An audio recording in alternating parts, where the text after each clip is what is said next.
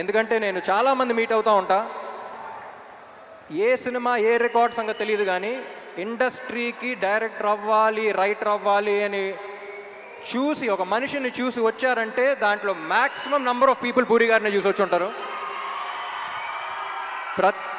నేను ఈయనకి ఫోన్లో ఎప్పుడు కాంటాక్ట్లో గన్ అని పెడతాను నేను పేరు, స్టార్టింగ్ మీట్ అయినప్పటి నుంచి. ఎందుకంటే హీరోస్ అనేవాళ్ళు బుల్లెట్స్ లాంటి వాళ్ళు, అది పేల్స్తేనే వెళ్తుంది.